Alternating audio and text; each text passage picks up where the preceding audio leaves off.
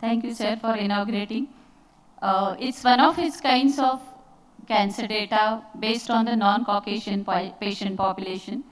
Currently, we are at 17,000 plus and counting every day to add to this diverse pool of multidimensional and multimodal data set. Thank you, sir, for doing this. It's not every day that we get to hear a giant like Narayana Murthy, sir. And now I invite Mr. Rajan to come forward and we will hear both the giants about deep tech and entrepreneurship and other. Great, thank you. Hi, everyone. First of all, it's wonderful to see all of you here. And truly an honor, Mr. Murthy, to spend some time with you in a chat. I'm going to ask a few questions. But before we start, I wanted to congratulate the 4baseCare team, I think, for the company that they're building. Listening to a patient who has been impacted by the products and the technologies that you have built are just truly inspiring. So thank you to the founders, but also I think, I'm assuming like at least half the room is your team here. We should give them a big round of applause for the amazing work that they're doing. So Mr. Murthy, I'm going to focus on industry, company, and then your thoughts on Indian deep tech. So starting with the industry, 4baseCare is a great example of what India is beginning to see in life sciences. This is a very new industry for us. I was just with the BIRAC team. They launched their 100th BIRAC incubator. We have several thousand life sciences companies. But you pioneered, you and the team at Infosys pioneered the IT services industry. I think this year is going to be 45 years after you founded Infosys, 1981, 2025. And 44 years later, rather, 2 out of the top 5 and 5 out of the top 10 companies globally in IT services are Indian. We have an industry now that generates over $200 billion of export revenue for India, and in every way has formed the foundation of what is so special about modern India, which is all this technical talent and incredible young people. So I wanted to sort of, there were so many things that Infosys as well as other companies did to create that industry.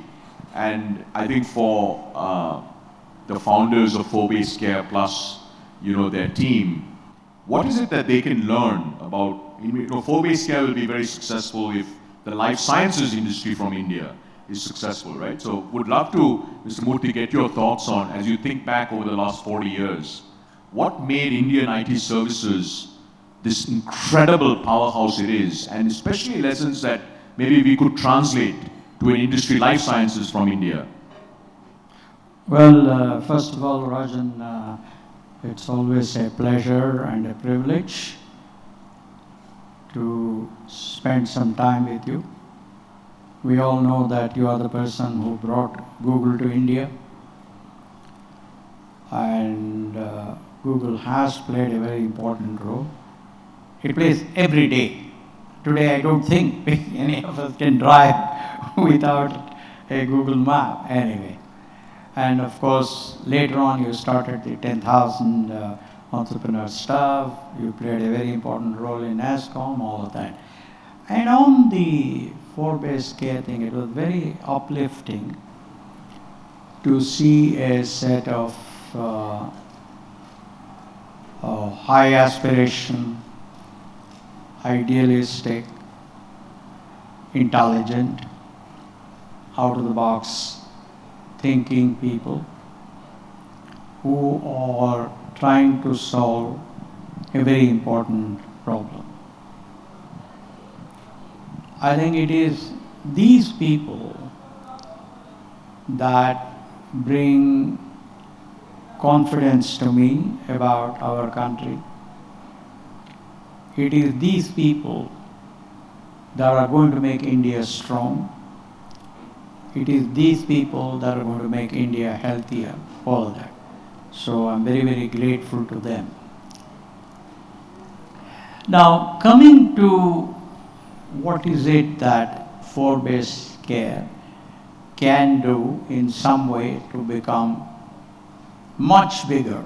They're already very big in terms of impact of what they're doing. You know, the very fact that we all heard Dr. Shakuntala, that's a proof of the criticality of 4baseCare. Whether it's Hitesh, Kshitji and others, these are the people that we should salute. These are the people that we should cheer. The most important thing is, first of all, they're collecting diversity data for cancer patients, for oncological patients. This diversity is very important. But there are certain things that we can adopt from the global best practices. And they would be, first thing would be to make sure that their valuable work is better known in the population. That's where I do think that developed societies can help us, help 4baseCare to become better and better known at lower and lower costs. Because unless people know the power of your idea, we won't even use your extraordinary work. The second thing, I'm sure you're already doing it, and that is making sure that you are well connected with the insurance companies, with all the insurance companies, so that people do not have to pay the required sum to avail of your extraordinary value. This, again, there is a lesson that you people can learn from the developed world. How best to cover, to connect with insurance companies, what are the methodologies that reduce our cost, etc. The third thing is, in some way, to invite, I don't know how many government people are in this. Anybody from government? Okay, we've got one hand. I'm very happy that there is a person. It is very, very important that the public governance system understands the power of your idea, the value that it brings to the poor, sick. First of all, I have seen my relatives who were unfortunate to go through the cancer. Fortunately, they came through that. So there is a certain level of anxiety. And add to that poverty. This is not a great combination. Therefore, this is where I do believe that the public governance system should go out of their way to make sure that the patients in various villages, in various mofussil areas throughout the country come to know the power of what you are doing. And then in some way make the process of the insurance companies reducing the hassles for you to get the payment. Because at the end of the day, whether we like it or not, unless you have the required financial foundation you can't grow. That's the reality. And there I do feel that while in the urban and semi-urban areas, 80% of the patients go to the private sector for their treatment and 20% go to the public governance, public hospitals or government hospitals. But it is not so in rural areas. It's mostly the other way around. Therefore, I would humbly request our government, not just government in Karnataka, but all the 25 states plus the federal government, in some way to make it easy for them to add value. Now, it's also in some way the responsibility of 4baseCare to first assess the size of the market in India and globally. Because Deepak and Sheetal are here, they have financed, we specialized in startups earlier, but now we are not as focused on startups as we want it to be. They know very clearly that the failure of most of the startups happens because of two main reasons. First, they do not know the size of the market. They all make some assumptions sitting in their offices and think that's the real market. Now, when I say the real market, what I'm talking about is a market that can be accessed at as low a cost for startups as possible. If you spend too much money, yeah, there may be some market, but that has no value. So first is to assess the market size. Second is, I've already spoken, how to communicate the power of your idea to that market. The third, really, the first two were part of the first one itself. The second most important thing is to understand the differentiated value that your solution provides vis-a-vis your competitors in the world, not just in India. What do I mean by that? What do you mean by differentiated value? As economists say, price is what you pay and value is what you seek. Why is it that you are ready to pay $900 for an Apple Watch, while there is a $30 almost similar watch from countries north of us? The reason is simply this. Apple guys are brilliant in demonstrating the owner's pride. They have communicated to the buyers that the value of having this is of course not Apple, the value. What watch are you wearing? What is that? No, this Garmin? is Must be a no, Garmin. this is the famous. What is it? My God, I forget the name. The famous exercise watch. It's also $900. Okay. So clearly they did a nice job too, although this probably does more.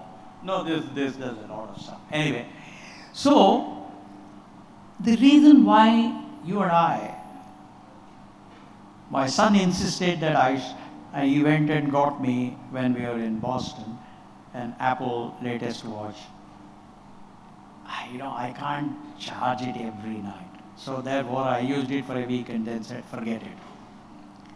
But the beauty of Apple is that they have convinced buyers that it is the value they get from that Apple Watch is more than $900. That is where what is called value leverage becomes very important. What is value leverage? Value leverage is value delivered per unit price. That is, if I charge you $10, and if I can convince you that my product will give you $30 of value, the value leverage I'm giving you is 3. So therefore, what I would say is that I'm a great fan of mathematics, right from my school days. So even today, I have Mathematica on my laptop. I use Mathematica every day. What needs to be done is you have this extraordinary data, diversified data. You've got lots of people like Shakuntala that have benefited.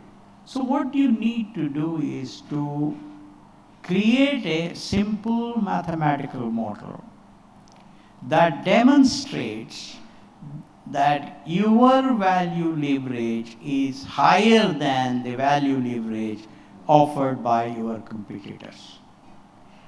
I think that I have found that if you can first assess the market that is reachable affordably, and second, your differentiated value or value leverage, rest is all. There is a third very important thing, which is talent. Getting the right talent with competence and values. I would say these are the 3 most important requirements for the success of an entrepreneur. Rest all money, everything is minor. But the challenge that you already started, that's the beauty in your case, is that you have to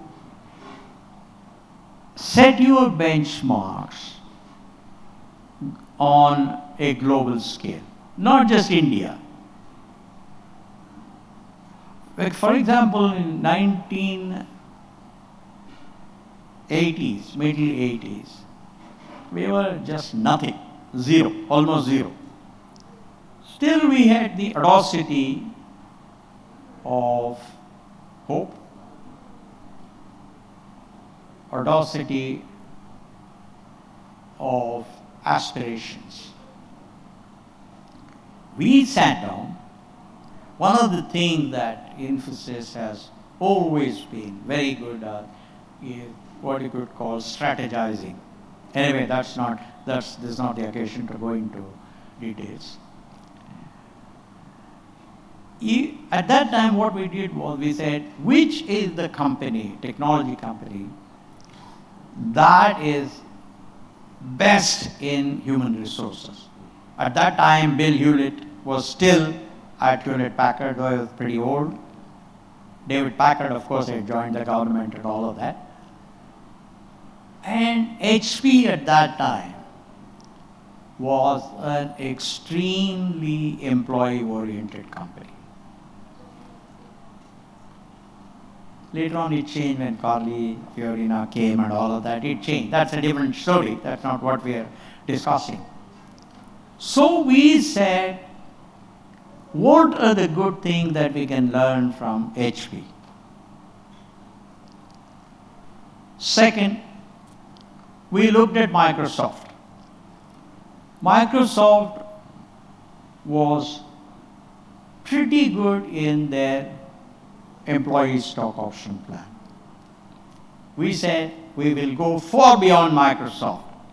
So we took good ideas from Microsoft, we learned from them, and then we created our own, which was much wider.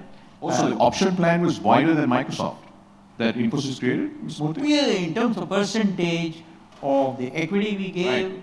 in terms of percentage of people, oh, definitely. That's incredible. Yeah. But that's dollar and this is rupees. So that difference will always remain. No, but today it's 70 billion market cap company. And then, we distributed 19% of our equity to employees. Wow. And that's not Founders bad. take note, 19% ESOP plan. Yeah. That's what it means. So you're looking Investors at also note. somewhere around $33 billion at today's price. $33 billion. Yeah, At that's today's price. At today's price, if they had not sold it. For That's example, insane. That's amazing. God was kind to us. At the same, for example, my driver used to come in a better car than I was driving. And literally hundreds of peons and janitors and cooks at Infosys built their own houses in Jayanagar, in Banshankari, in BTM layout, etc. Now they're all high-priced places. Some of them in Kormangla and all of that. So the point I'm making is, we learned that from Microsoft, their plan, etc. They had just, they had gone public in '85, if I'm not wrong. That's right. And I think somewhere around '87 or so, we looked at this. Then we looked at GE, and we learned one thing during Jack Welch's time. Their focus on earnings per share, cost control, and the growth in earnings per share. If you went to Jack Welch's room, without doubt, he would then ask, tell me about last quarter, how much did the EPS part of if your company grew? In other words, there were a lot of other things that we learned from GE as well as SEC in terms of transparency, accountability, etc. We went to Motorola, of course, unfortunately it doesn't exist today, and we learned quality from Motorola. Remarkable company at that time, at least, so extraordinary. And we realized why quality is important. If you want to create trust, your product must work. Whatever software you develop simply cannot afford to fail. And Motorola. Then we contacted a company that was developing software for the satellite, manned satellite things. Because you can't fail in those. You can't fail. Of course, they were kind. They didn't give us all the details, naturally. But at least the way they worked, the process. What did you learn from them? What was the big learning from the satellite software company? You can't fail. You just can't. How to build software that doesn't fail? You Period. simply Cannot can't fail. fail. Finished. And if you don't want to fail, of course, at the same time, we worked with SEI, Software Engineering Institute at Carnegie Mellon. Between SEI and this company, I don't want to talk about the name of the company, we learned how to improve our quality. Then we realized by visiting companies in the developed world how the level of cleanliness was so high. We said we are not going to have separate toilet for officers and separate toilet for customers and separate toilet for other employees. We said we have only one type of toilet and anybody can go to it. And we had to educate our people why they should keep those toilets clean. Because I still remember once, we were very small in the 80s, Department of Electronics had sent a small Japanese company. The owner of the company came all the way. He had come to Delhi and he came to Bangalore because one of the joint secretaries in Department of Electronics said, no, here is this small company called Infosys, why don't you talk to them? He came, we were on the 7th lane in Jayanagar in a bungalow. He came to my room, we talked and all, and he said, I want to use the restroom. So there was the restroom attached to my room. He said, no, is it okay if I go to the common restroom? Do you mind? He said, no, not at all. So there was a common restroom upstairs. We sent him there. He came back. And then he told us something. Now my confidence in your focus on quality is higher because your common toilet is also clean. Oh, interesting. He said, I have been to several companies in Mumbai, Delhi, etc. There, the CEOs and a few top people's toilets are all clean. But when I went to the common toilet, it was all dirty. So why I am saying that is, you have to benchmark yourselves globally in every area of operation, in your field. At this today, it may appear like impossible. At least it appeared like that. Who the hell are we? We had no money. But did you start thinking like this from the very beginning, Mr. Murthy? Was it from early days? Like when did this happen? Like 1981, you co-founded the company. No, actually, as I told you, we were pretty good in strategizing. When were you strategizing? Even before the company founded? No, I was the general manager of software at PCS, Patni Computer Systems Limited, and Nandan, Chris and all. Nandan I recruited as a trainee, Chris joined as a software engineer. They were all working with me. They had good values, excellent people.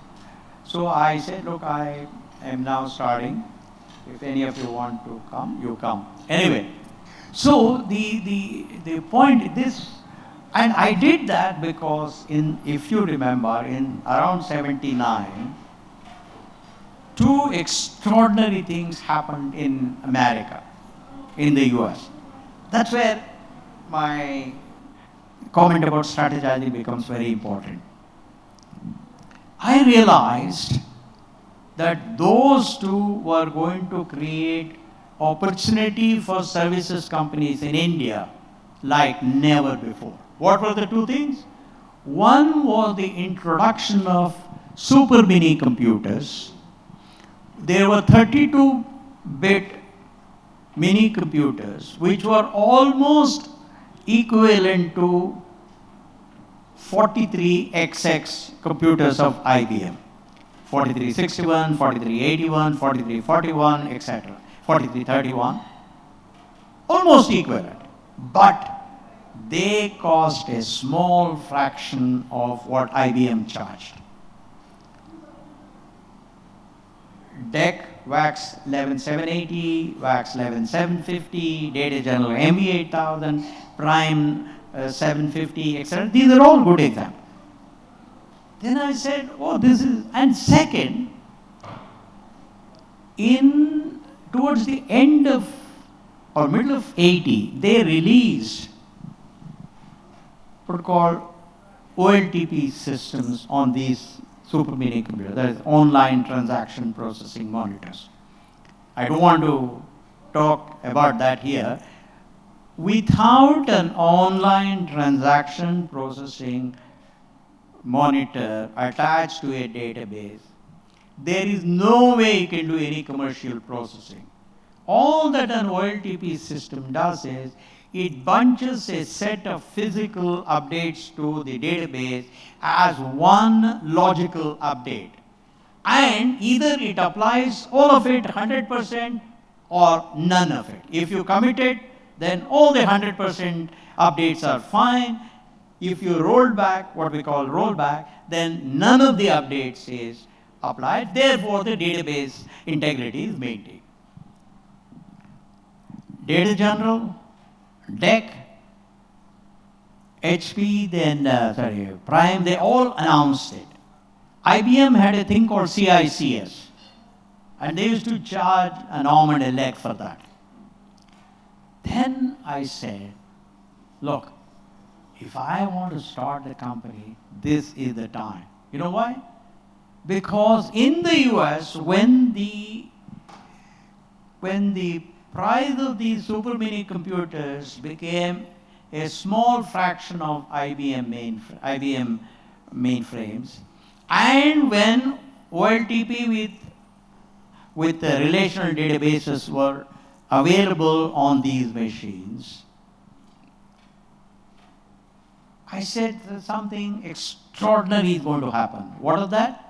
There will be a huge explosion of computing in medium and small American companies because they can afford that. Number two, I also realized after talking to some friends that even larger corporations will have departmental computing in them. That is, finance itself will have one system, HR will have its own system, somebody else, they will all be linked, of course. I said, who the hell is going to develop software for these things? Because America was woefully short of software developers, even today, but at that time it was. Then I saw a lot of IIT fellows who are working with me. They had no jobs. They didn't have jobs. Wow. The PCS was one there, but there were many people outside. When I spoke to Nandan and others, they brought a lot of them. They hadn't got jobs. There was this emerging market opportunity and there was a lot of talent. There was a demand and there was a supply. All that we did was we connected supply and demand. And it just grew. So what I'm saying is that you need to look at that market. Once again, I come back to my original thing about market at an affordable price. And second, you need a differentiated value leverage of your product vis-a-vis your competitors. And third, high quality talent. Of course, still, I believe now they have changed. But till I left, the byline of the company was powered by intellect, driven by values. So, if you look for professionals who are intelligent, but at the same time who have values, that talent is the most difficult one. These are the three things. I don't want to spend more time, but these are the three things that you should look at. And of course, in every attribute, maybe four, look at the global benchmarking, not Indian benchmarking. Okay? The moment you do these four things that I said, I can assure you, it will be tough. Of course, in the beginning, we realized if we want to create disposable income, each one of us had to do at least 2% job. Why? Because we had to earn 2% revenue, one person earning 2% revenue. Therefore, you will save some money. Then you can buy new technology. Then you can think of a bigger office. Otherwise, where will you? Otherwise, those days there was no venture capital, nothing, zero. So that is where a lot of people criticize me, but I am such a votary of hard work. We're not going there, by the way. We're not going there. I know that. No. But you don't want that to be the headline. No, I am saying I am a huge beneficiary of hard work and discipline. And that's how we generated surplus. Actually, I'm going to thank you for that. So many insights there, Mr. Murthy. I'm just going to ask one more question and then we'll wrap up. Actually, it's on this last point. So you founded the company. You guys founded the company in 1981. You didn't raise any external capital. You took the company public in 1993. Give the group, especially the founders and this team, a sense of how big was the company when you took it public. And today, you have companies, of course, not 4baseCare because they're going to follow your footsteps now. Today, you have companies that raise ungodly amounts of money. They're not profitable, and they're the antithesis of, in many ways, the companies that you and others built, in the IT services, mega wave, if you will. So, how big was it? What was the revenue of the company when you took it public in 1993? At that time, our revenue was 9.5 crores or something. 9.5 crores. But this is 1993, yeah. And profits? And what were the profits? You remember the PAT? Profit, well, as long as I was in the company, I insisted on 30+% net income. 30% net income. Nobody can walk into my room. So there you go. So I wanted to end with this. I think, as you all are early in your journey as 4baseCare team, as you're building your company. But I think Mr. Murthy and the team at Infosys have really shown the power of compounding, right? So 9 crores of revenue in 1993, and I think last year was 20 billion. What's the revenue run rate now? Last year was about 19 billion. 19 billion. I have to multiply and all that. Not a single paisa of venture capital raised, and I just checked the market cap, over $70 billion.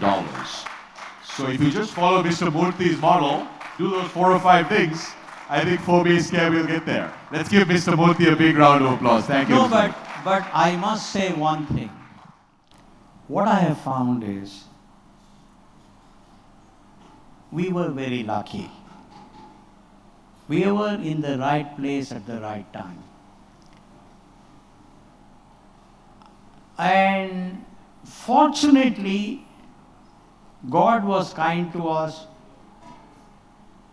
to see the opportunity. That's why late Robert Kennedy, he borrowed George Bernard Shaw and said, most people see things as they are and wonder why. I dream of things that never are, and then say, why not?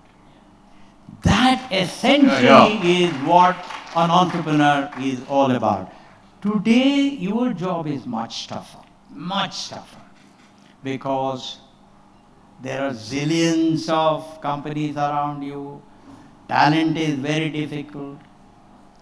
Costs have gone up, and talent has dried up. It's not that easy to get. So I always say that today's entrepreneur is, in my opinion, 1,000 times smarter than we were. We were very lucky, and our situation was not as tough as your situation. Therefore, I have tremendous respect for you people. And as I said right in the beginning, when I see you people, I get so much of confidence in the country. But in other situations, I don't want to go into the details. Let's not go there. It depresses me. But it is you people who are going to build the new India. You know why? An entrepreneur converts the power of an idea into revenue, into wealth for himself or themselves and their investors. He or she creates lots of jobs with good disposable income, and most importantly, they pay taxes. Because without their tax, no public governance system will ever work. And that is where I believe that every public servant and every retired person like me must salute the entrepreneurs, because they are the ones, if there's one group that can change India, it is you people, not us. Not some government servant, not some minister, not some politician. It's only you people. Anyway, my best wishes. Yeah. Thank you. Let's give a big round of applause to Mr. Murthy.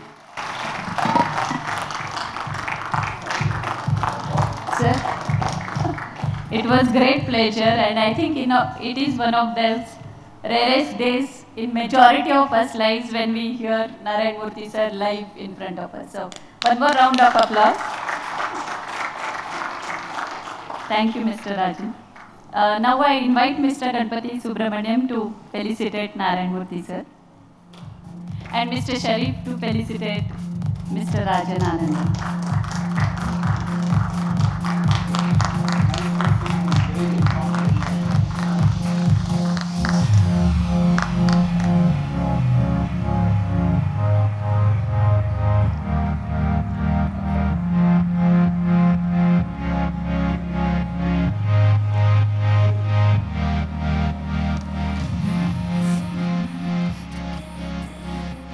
Thank you all.